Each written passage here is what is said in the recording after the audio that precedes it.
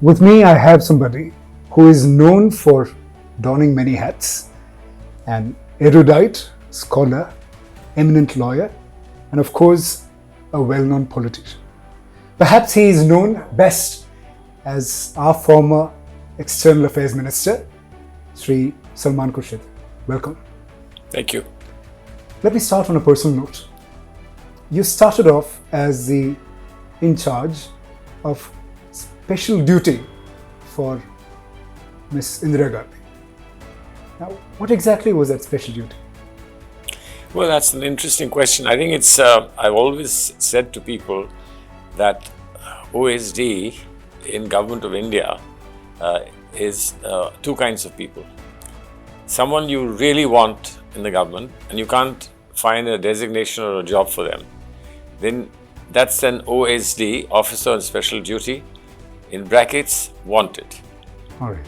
The other one is the person that you can't get rid of and you don't know what to do with that person. So you make them an OSD, in brackets, unwanted. So I was in the first category of wanted OSDs. I was teaching at Oxford and they didn't know where really to plug me in. It was a large office, not anything like it is today, but it was still a large office of the then Prime Minister, Srimati Indira Gandhi. And they brought me there with the specific assignment to do her international speeches. Right. So whenever she would be visiting abroad, addressing an international event, the speech that had to be written for it, that's something that I was mandated to do. In addition, what I was required to do was appointments of judges. When judges had to be appointed, their papers had to be processed. People from the bar or people from the lower judiciary being brought to the High Court, or High Court judges being brought to the Supreme Court. So there is a process that's involved in which the government has to do certain things. That was also an area that I was looking after. And then odd jobs that you could be given at any time. So that's basically what it was. So we can safely assume that you were behind her fiery international speeches. Well, not all of them, but certainly a few of them. I mean, I remember she was addressing the FAO on some very important date, and so I wrote that. That was the first speech that I wrote for the Prime Minister. A huge amount of inputs obviously go into speech writing for the Prime Minister. So it starts with drafts at the level of the Food Ministry, Agriculture Ministry. It goes up the ladder in the ministries, right up all to the level of secretary, and then it's given over to, or was given over to the Prime Minister's office, which is where I handled it. But we had people at G. Parthasarathi, just very eminent and very respected advisor to the Prime Minister, actually sat with me and discussed the very theme, the very idea, and then fine-tuned it. So it was a fair amount of work before what seems like a very simple speech that someone at the top makes. But there's an enormous amount of research that goes in, data that's looked at, and then finally fine-tuning the phraseology, etc. But the important thing is that as you get accustomed to writing for a particular leader, then you acquire that special style that gels with that leader's Absolutely. style. Yeah. So all that over a few months I had to quickly learn. Do you think there is a difference in the style of speeches delivered by our incumbent Prime Minister and Srimati Indira Gandhi? Oh well, I think yes, because I think the style that the Prime Ministers followed then, different from their political speeches. The Prime Ministers made political speeches also. But when they made, how shall I describe it, official or professional speeches, they were vastly different. The audiences were different. The quality of speech was different. The manner of structuring the speech was different, etc. And obviously, what you were trying to achieve was different. But I think that's been merged a little bit with the present generation of top leadership in the country, is that you don't and you can't draw a very clear line between professional, official, and domestic or political. Those things have merged together, and therefore you will not get the quality of speech internationally that you look for normally in terms of the features of an international speech. But if you are into political speech making and you prefer political speech making, then you will probably find that across the board in the speeches that are made. All right. Let's come to the present day. What is new in Congress today? Well, that's the critical thing that's happening in the Congress. It's the new of the Congress that is to find its feet. Congress is an old party. We all know that. It has a legacy, it has a history, and a lot of its top leadership is getting old. And I include everyone, include myself. This is the leadership that emerged during the heyday of Srimati Indira Gandhi, when her younger son, Mr. Sanjay Gandhi, had brought in a lot of young people, many of them not with a political background, but had an interest in public life. And he brought in a lot of very, very strong and determined young leaders who've all grown now to be the top leadership of the party. Some of them, of course, have fallen by the wayside, but those who were then in their 30s are now in their late 60s and 70s, because a lot of time has gone by. And therefore, another new generation has to take over, and that new generation generally comes from the Youth Congress, NSUI, and some people who come with lateral entries and so on. I think that happened once. It happened with Mr. Sanjay Gandhi, then it happened again with Mr. Rajiv Gandhi became Prime Minister, became active in politics. Another kind of younger people, Arun Nehru, Arun Singh, and Sam Petroda, these are the kind of people that he engaged and involved in public life. Some in elected office, some not in elected office, just in advisory position. Since then, the intake of younger people has been somewhat sparse. It's happened in dribs and drabs. And I think when the time came for another generational change in the party, and the coming of Mr. Rahul Gandhi, who became party president, sadly doesn't continue to be party president because of whatever electoral events that happen. Everyone hopes that he will be back in the saddle soon, but with him came in another range of young people, and some of them have done extremely and exceptionally well, found themselves in very important positions in government, in the states, in the center. Excuse me, but some of them are not with the party any longer. No, I know, of course, some people have left. But you have to see it in a context. You have to see it in a context is what circumstances brought them into the party and what circumstances were necessary for them to be retained in the party. We hit a bad air pocket, a lot of turbulence. We lost a lot of our ground, etc., for a variety of reasons. And a lot of people who come into politics don't come in for struggle and trial and tribulation endlessly. I mean, this is not the age of the independence movement. People come sometimes looking at it as a profession, looking at it as a professional commitment, doing whatever they can for it, but they don't have the same kind of attachment to politics as people of yore had. And therefore, if the job is not satisfactory, you go on to another job. And some people have left, which is very, very, very sad, because they were good, outstanding people. They had good futures in the Congress, but I think they were just impatient. They couldn't wait for the Congress to come back to power. With regard to the governance style, what do you think the government of India, presently the NDA government, lacks when you compare it with the previous government, the UPA government? Well, see, the UPA government was not perfect. Otherwise, we would not have lost ground.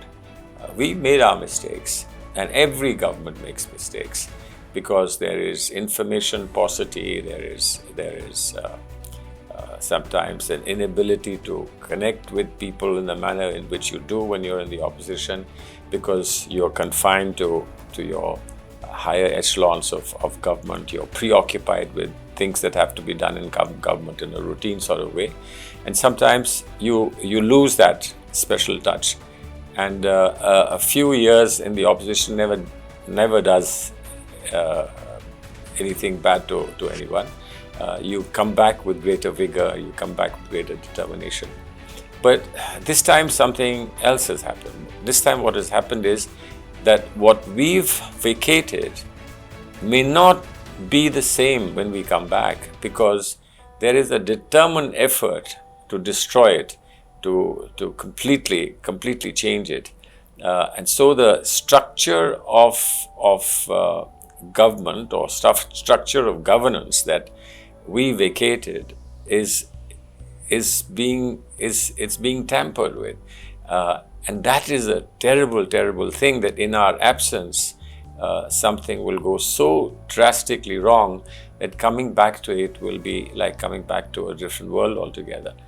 And that's my concern, and that I believe should be the concern of every sensible person in the country, is that the very basics of our country are being tampered with, and that includes fundamentals of democracy. It includes what we think about freedom. It includes what we believe in is the secular way of life, the life that is an inclusive, participatory life, where we don't draw red lines between religions, where we allow religions to mix easily and happily, where we believe in camaraderie between different communities, where we believe in contribution of every community. But to start marking people and saying you are less than us or we are more than you, and that you haven't done enough for the country, and that what you want and believe is against the country, when the conversation turns to something like that, then I'm afraid the government is not doing what it's supposed to be doing. Is the Congress a viable opposition presently? Well, I mean, that's a question that's asked again and again. It's viable if you believe viability includes being in opposition for a long term. BJP was viable, despite the fact that nobody ever honestly believed that they would come to power. The communist parties in many parts of the country have been viable because they have a low cost, low spend, but a high expectation political style. But they were very successful and have been successful in Kerala and Bengal from time to time. Kerala time to time, Bengal for a very long time. But today they've lost that base as far as Bengal is concerned. Till such time as something appears on the horizon that can replace you. I mean, in Delhi, Aam Aadmi Party, we may like it, we may not like it, but Aam Aadmi Party has replaced other political parties in Delhi. Now that's happened in Andhra Pradesh, or it's happened long ago in Tamil Nadu. Shiv Sena, we assumed, was on the fringes for a long time, but it's been able to replace other political parties, or partly replace other political parties and get space. So I think when you ask that fundamental question, there are two angles and dimensions to it. One is what the party concerned is going to offer or is hoping to do. And the other one is anyone else in a position to replace it? I sincerely think that today there is no party in the country that can replace the Congress as a liberal, inclusive party. We have problems in the states. There are state segments where local regional parties are extremely strong. But they are nothing beyond. I mean, Aam Aadmi Party swept Delhi, but they've tried everything. But they can claim one municipality somewhere in Gujarat and tom-tom about it. But they've tried everything in Haryana, they've tried everything in Punjab. They couldn't make a dent. They just couldn't make a dent. And the same is to be said about every other top political leader in the country today who's got an important rooted presence in a state or a part of a state, but nothing beyond their own state. And therefore, there's no replacement for the Congress, which is not to say that we should be complacent. We can't afford to be complacent, and we will not be complacent. We have a lot in order to recapture the space that we have lost. We will. We are sorting out things at the top in terms of our leadership. We are sorting out things in terms of our structures. And I think there have been some serious introspection about ideology. Our core ideology, which is Nehruvian, which is Gandhian, is secure. There's no problem with it. But applications of that ideology in changing times have thrown up challenges to us. And I think the biggest challenge that was thrown at us was Hindutva. We've all believed, and the Supreme Court has said, that Hindutva is a way of life. So there should be no problem with a way of life, particularly if it's of a majority in a country. You should have no problem with it. Why should you have a problem with it? But when Hindutva is twisted and turned to become a force not about what you want to be, but what you don't want the others to be, then it becomes a problem. Then it's not a way of life.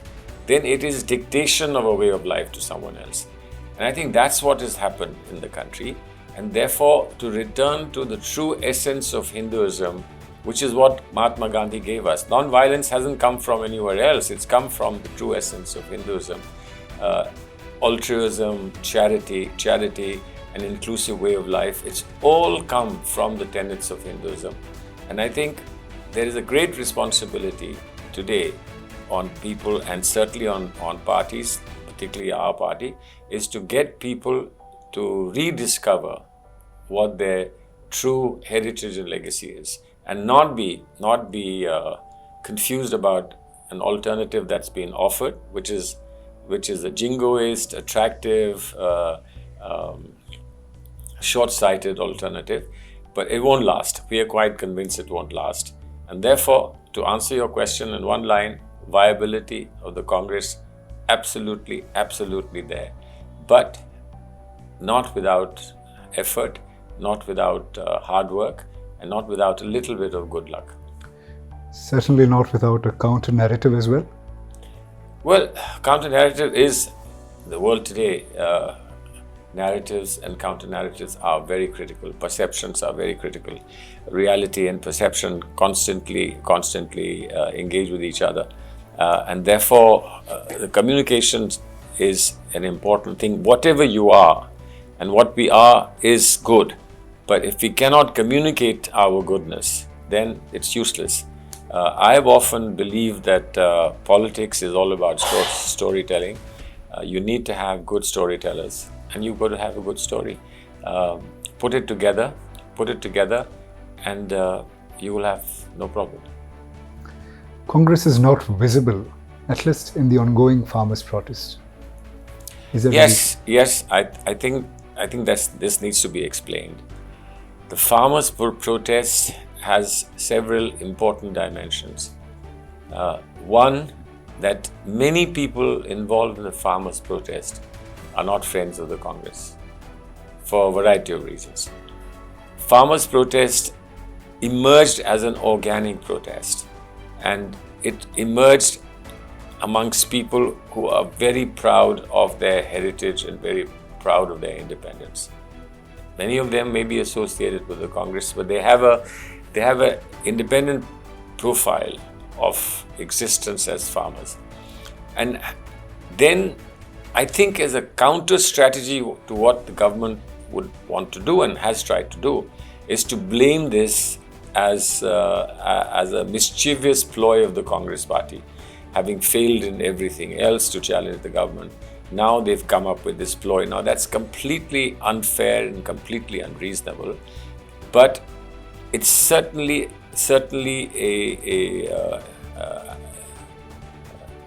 an acceptable proposition, and therefore Congress played it very carefully.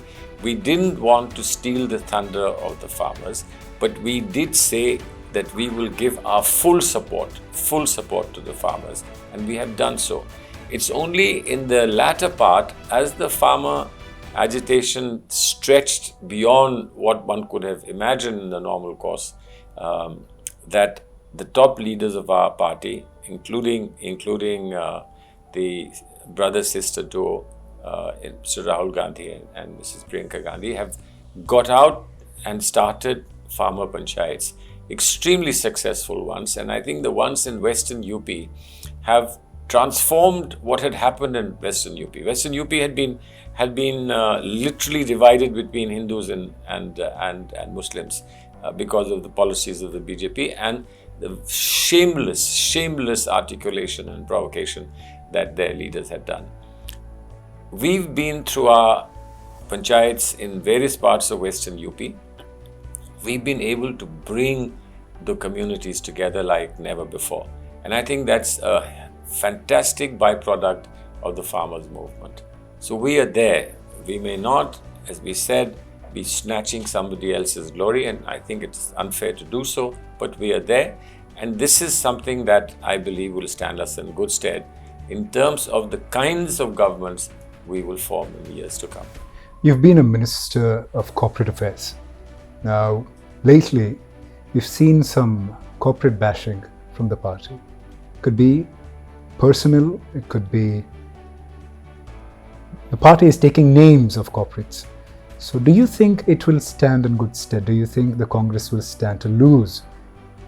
Well, see, as I said, when you asked me about viability of the Congress, and I said that there is some ideological area in which we have to do some clear thinking and deeper thinking. And periodically people in the party have said, let's go back to the drawing board. Let's go back and do like the Panchmari conclave.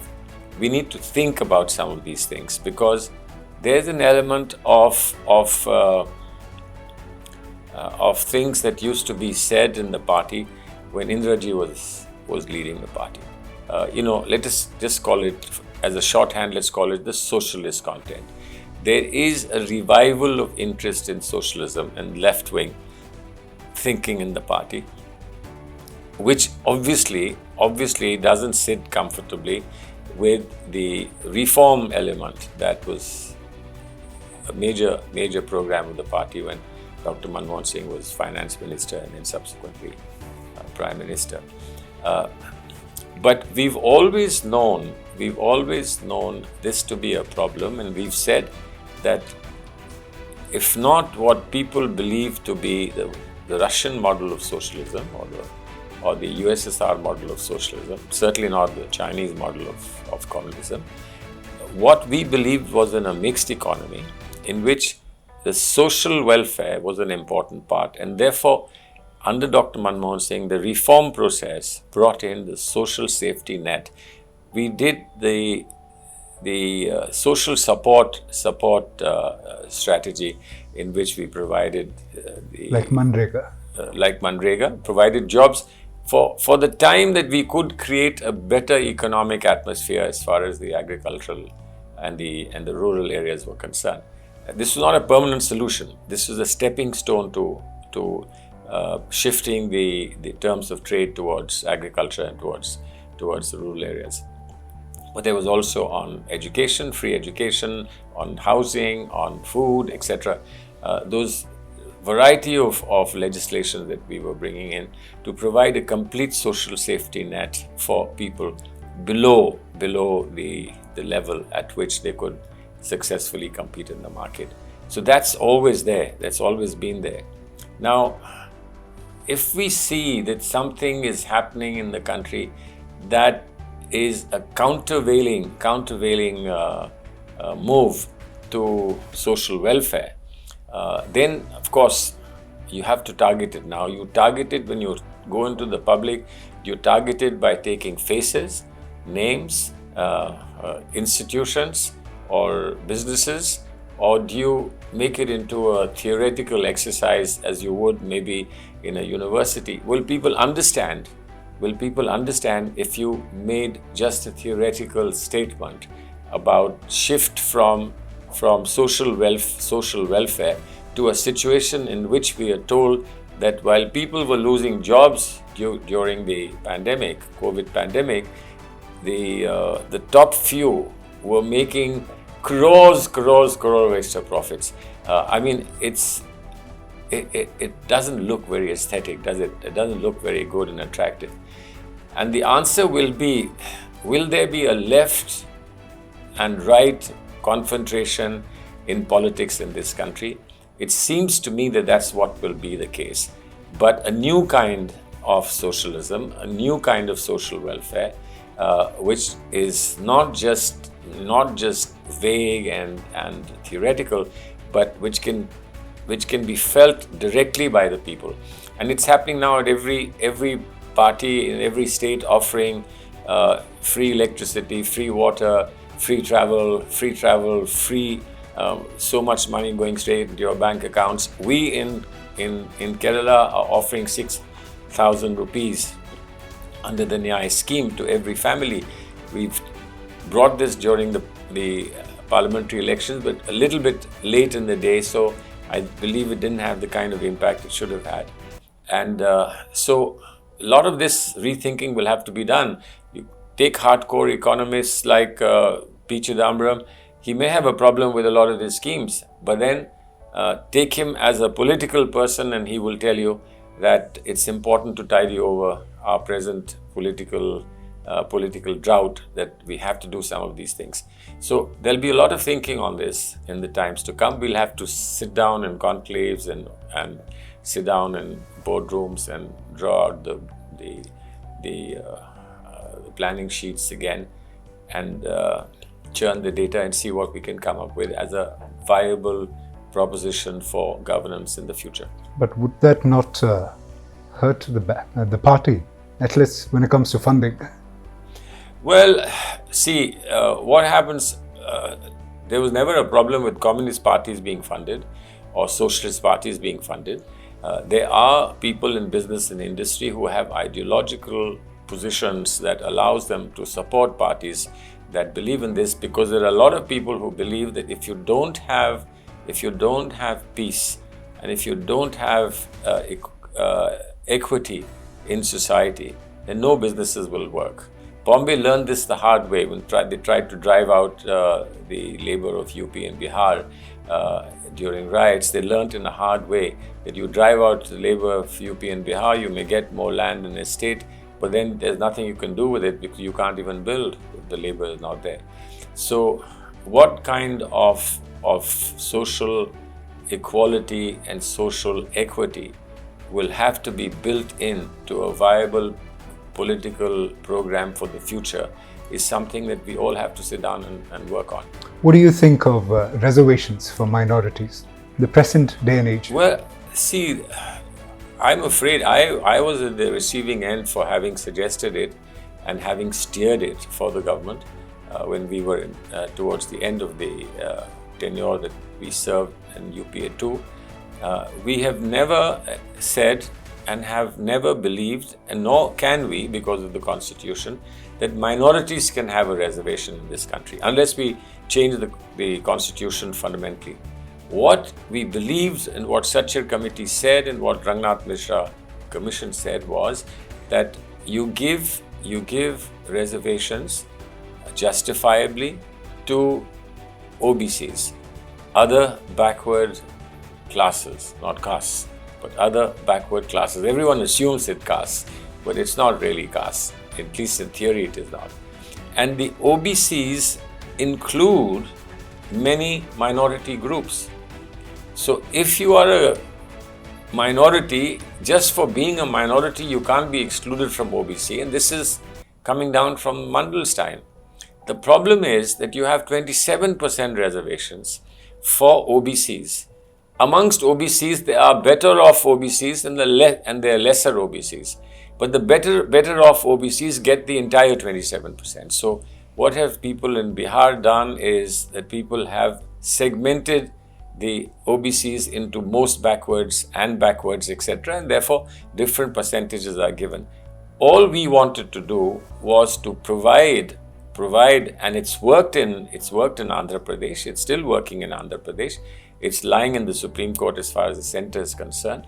We wanted to provide different segments of backward people, and one segment of those backward people would be for backward minorities who already have a right to a reservation, but they're not getting the benefit of reservations. So we wanted to introduce, and we notified that one segment of the 27 would go to backward minorities, and those backward minorities would then compete amongst themselves rather than with other people. Unfortunately, that was stayed by the Andhra Pradesh High Court, and it's not been taken up by the Supreme Court yet. So that's where we are. And there is enough data. There is enough data available. Anyone who argues against this is really being unfair. You can argue if you have data that can question the data that we had produced, but there is enough data showing that minorities benefit from such a segmentation, and that they require such a segmentation so that you don't really create a monopoly amongst OBCs for only a few categories of them. Is the Congress creating panic? You're saying CAA and NRC? Who made the CAA and NRC proposition? Whoever made that proposition would be responsible for creating any sense about it. You asked me why we were not visible in the farmers' agitation, and I explained to you we weren't that visible in the CAA and NRC, and for good reason. That the whole thing would be blamed just on the Congress, and despite the fact that we were not visible, they have tried to blame it on us. It's an election plaque in Assam. It's an election plaque in Assam because BJP has made it. BJP has made it because they realize the people of Assam are against it. They realize that. They realize that you can't pull the wool over the eyes of people of Assam, that you can hear possibly elsewhere in the country. And people of Assam, because they are directly affected and have been directly involved in protesting against any cultural insubordination, and therefore they would react to it and will vote against it. So who's the one who said that we will not implement CAA and NRC, or that we will adjust the NRC, or we will accommodate the NRC, or we will transform the NRC? Who said it? BJP said it. So who's making it into an issue? They're making it an issue on the back foot. They're back against the wall. So now they're saying, no, this is not intended to be this, etc., etc. The model of NRC has come from Assam. We introduced the NRC model in Assam with the intention of ensuring that the compact with the movements in Assam held, and in a sensible and a reasonable way.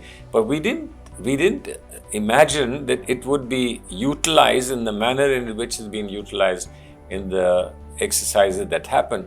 And therefore, if there is dissatisfaction amongst ordinary people in Assam, BJP must pay for it. BJP is receiving electoral dividends, especially in Bengal, because of CAA. Well, we still don't know. I mean, if it was just that issue and they won on that issue, I would say, fine, they have received electoral dividends. But they're doing all sorts of things in Bengal. They've taken a lot of hoodlums who were with the ruling parties in the past. They've taken a lot of those hoodlums and are creating mayhem in Bengal. They are directly responsible for violence. There's absolutely no doubt about that. They are actually instigating hate and violence. But you take it from me, they're not getting anywhere. I mean, we may not be up front, we may not be first past the post as far as Bengal is concerned, but BJP is not getting anywhere. All right, thank you. You are a very prominent face of the Muslim sect in India. So what do you think the minority, especially the Muslims, require from the government of India? See, there is one simple proposition: just leave us alone. And there is enough enterprise in the Muslim community to be able to survive and to prosper and to do well. just leave us alone. Don't do anything that harms and hurts us, and don't allow other people to harm and hurt us. That's one simple proposition. That's not asking for too much. They get worried about asking for reservations. They get worried about asking for reverse discrimination. They get worried about various freedoms that we seek, etc. I'm just saying freedom from being oppressed. That's all. Every citizen deserves it in the country. And if everyone deserves it in the country, why not Muslims? But having said that, I will take the courage to express that a lot that has gone wrong, including handing over power to the BJP in the manner it has a lot to do with unclear thinking amongst minorities. Getting distracted by some small-time leader who gets up in UP or in Hyderabad or in Assam or in some other part and saying, I will bring you salvation. The political clout that minorities and Muslims had in this country and should have in any country which is plural, that political clout has been negatived by these small-time champions starting up everywhere, getting 5 seats here, 10 seats there, a few seats there. But the loss they cause to the larger parties, to the larger secular parties, is far greater than what they are able to gain. And this is something on which minorities have to do some serious thinking. I think it was in 2013 or 2014, Asaduddin Owaisi made a speech in front of a temple. That was possibly the tipping point, at least in Andhra Pradesh. Well, I see. Owaisi was a supporter of the Congress in the alliance with the Congress, although he had only 1 or 2 seats in Parliament. But he supported the Congress for a long time, and I think that we shouldn't be blind to that, and we should acknowledge that he was doing a good job. But he's changed his strategy, he's changed his mind. I don't know, somebody should ask him, does he feel that he will get more? He has disappointments with us. I will admit that he has disappointments with us. Just as we might say now we are disappointed with him. But the disappointments with us, I think, can be honestly explained as well. They can be. But if somebody just decides, no, we just think you're bad and you're wrong and you're ill and you're evil, then of course there is nothing that one can do. To blame the entire difficult saga of Babri Masjid on the Congress entirely is unfair. You know, we took the rap for it. We may have also lost political clout because of it. We may have lost a chance to come back to power in UP because of it. But there were other parties along the way who took our vote because of this and never delivered anything to the Muslims. What about BSP and what about SP? Look at the things they said. And if they didn't deliver a mosque, they could have delivered something else. But did they? Did they deliver anything at all? And I think for someone like Mr. Owaisi, if he was to look at things rationally and objectively, he will have to come up with some proposition about other political parties that have failed. Sometimes conditions and things happen in civilization that are difficult to solve mathematically. You have to make adjustments, accommodations. You have a lot of give and take to do. Every civilization has suffered it. And I'm not sure that we are immune from such thing. It shouldn't obviously be one way all the time. It shouldn't just be give and give and give and give and give till you have nothing more to give. So there should be give and take. And I think that there was a sense, I've certainly believed and I've defended the judgment in Babri Masjid on the basis that whatever other things there may have been, there was an attempt by the Supreme Court to put a lid and find a final solution. Unfortunately, issuing notice in the Places of Religion Act by the Supreme Court itself, including by the Chief Justice who was party to the judgment in Ayodhya, is very perplexing, is very difficult to understand. That if there was an attempt to place a lid on things, why reopen them? Why reopen old wounds, etc.? This country needs to move on. And if a sacrifice to an extent has to be made by any section of the population, I think that it's a sacrifice worth it, because we've made greater sacrifices in the past. This is an important symbolic sacrifice, but for the country. It's so important that the country remains together and the country remains as beautiful as it's been. So these little warts, etc., that have created disquiet, they must finally be covered and we must move on.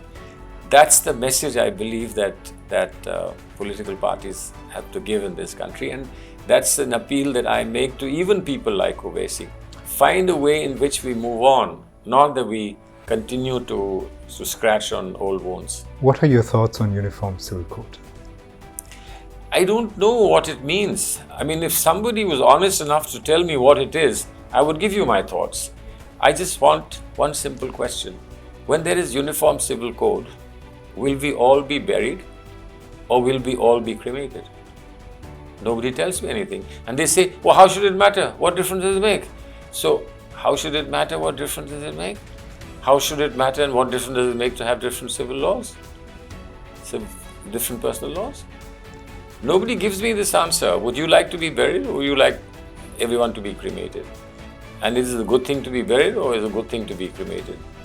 Somebody has to answer. Would that matter? Well, I don't know. If it matters a lot how I get married and what my married relationship is, if that matters, then it matters how I'm laid to rest at the end of my life.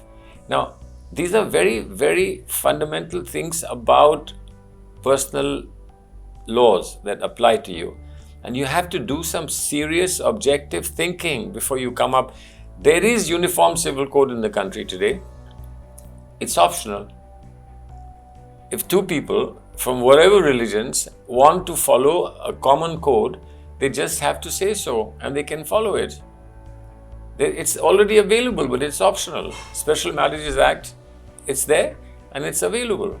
But there is no law which says that you will automatically be cremated or you'll automatically be buried. Of course, you have a personal choice, but there is no automaticity that applies as far as law is concerned. So the Uniform Civil Code idea, just saying Uniform Civil Code, doesn't make sense. Doesn't make sense unless people explain what it would be. Will there be a joint Hindu family available to all religions? Will there be an HUF available and income tax advantages available to all religions? Will that be so? Will Hindus also have Waqf law apply to them? Because Waqf law is a good way of creating a trust. Many of these questions, these people have not even thought about them. So the minorities are not demanding too much? I don't believe minorities are demanding too much, and I believe that there is an understanding of it's a universal understanding that in plural societies, there is something necessary to balance people's participation. This is not something that is rocket science that only India knows. Everybody understands this, everybody has it. What are the contours of reversing discrimination or providing equity? These are the models available all over the world. We have very good models. Our own constitution is a remarkable model. With a little tweaking here or tweaking there, I think we would be a very, very happy society. But people somehow don't want us to be happy. What do you think of RSS? What is so unagreeable with it or their style of functioning? I don't know. I don't even know what the RSS is. If it comes to my house and burns my house, if it was not RSS, it belonged to some saint, I would still be against it. What is their problem? What is their problem? They want to develop Hindu society along decent lines. Why should anybody have a problem? Nobody will have a problem. But if they want to say that you must become like them, then surely there's a problem. What do you think of Muslim Rashtriya Manch, the Muslim branch of RSS? No, I think it's absurd with the capital A and underscored many times over. You don't need this. Anyone who does this doesn't understand Islam. Islam is a society based on a way of thinking that is not exclusive. It is inclusive. There is nothing about Islam which says you must not be here, you must not have this. Even the priestly class in Islam is a very tenuous concept, because Islam connects you direct with God. You don't need an intermediary. But because of social reality, we do have a priestly class.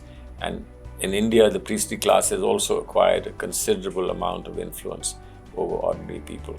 But they don't just acquire influence because they are priests. They also do a lot for ordinary people. They run schools and they run places where they give food to the poor. They have hospitals. They do a lot of good work, and that's why they get a following. So I think that organizing Islam or people of Islam in this political sort of way is not Islamic. But having said that, I'll also say that Islam was born as a political movement. Absolutely. It was born as a political movement, it was born as an ideology, and there was never a clear distinction in Islam between the political leader and the religious leader when Islam was born. But with growth of Islam across the world and with different societies being subsumed in Islam, each society has got its own model. But you cannot take Islam as the reason for wanting to politicize a particular way of life. You must get your validity from something else. It shouldn't come from Islam.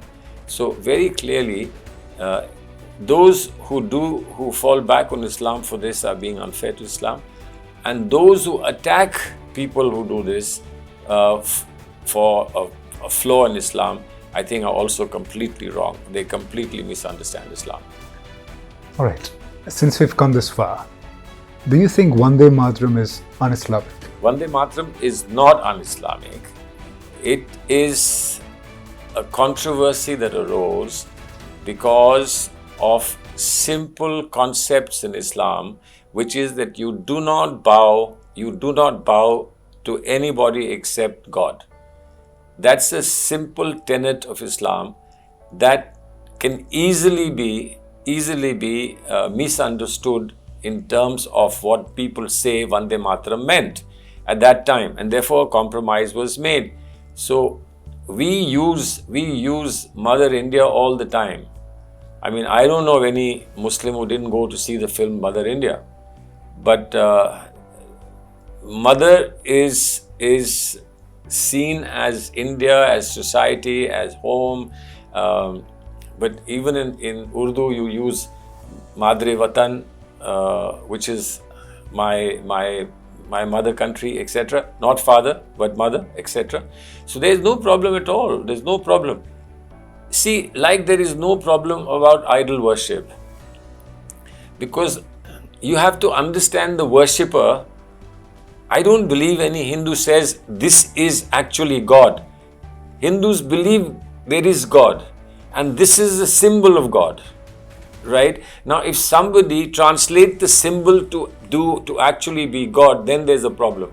In Islam, people believe that you should not have photographs and paintings of human beings or live animals or live things, etc. But that's also because there is an assumption that if you have a picture of a live thing, it'll be treated as live, it'll be treated as something more than just piece of paper and colors, it'll be treated as something that is godly. So it is just the attribute that you think will be given to it which is completely out of place at all. If you just understand the word and the philosophy of Hinduism, if you go back to the roots of Hinduism, if you go back to Sanatan Dharma, then many of the things that people can start fighting over will become meaningless completely. The same thing with the manner in which the entire song and all the couplets of the song were treated as being defiant of the Islamic tenet was a complete misunderstanding, total misunderstanding. And there is no problem with anyone in singing Vande Mataram or saying Vande Mataram. We say it all the time. We use it, in fact, as an expression of our endearment and an expression of our love for the country. So, reality and perception. Perceptions help some people, they push those perceptions. Reality is the truth, it is real, and therefore we should get back to what the reality is rather than be lost in perceptions. But the ground reality is that everybody knows who the Chief Minister will be. I mean, there is a face that is that big and there's a face that's that big, and everybody knows this face is what's going to rule. And when that face doesn't get it, then there's a lot of disquiet and so on and so forth. But as a matter of considered policy, whether it should change or not is for us to internally discuss. But as a matter of considered policy, our party doesn't announce a chief ministerial candidate in the advance. There are many ways in which we make an indication of who's in what place in the pecking order, that someone is made in charge of the election, somebody's made in charge of giving out the seats, somebody is made in charge of translating the speech of a top party leader who comes here, etc. And these are different messages that are given about the pecking order and the importance of each leader. But I think on the ground, everybody knows who really matters the most. Right. Is the Congress able to mobilize support in this election compared to the BJP? At least our support mobilization and their support mobilization are very different. You can't really compare the two, but they have a hell of a lot of money. Where they've got it, I don't know, but they have a hell of a lot of money. They're pouring a lot of money into Assam, they're pouring a lot of money into Bengal, they're pouring a lot of money into Kerala. But I think they're going to go back with a lot of disappointment in these 5 elections. One word about Narendra Modi. He's there. Rahul Gandhi. His time is about to come. What do you think of the way forward for Congress? Way forward for the Congress is all of us have to be a little patient, be willing to understand and accept that not all of us in our lives will get what we want, but that generations to come will. The Congress is inevitable. The Congress is here to stay. The Congress has seen some bad times, but the good times are around the corner. That was very enlightening and informative. Thank you very much. Thank you. Salman Thank Khurshid. you. Thank you.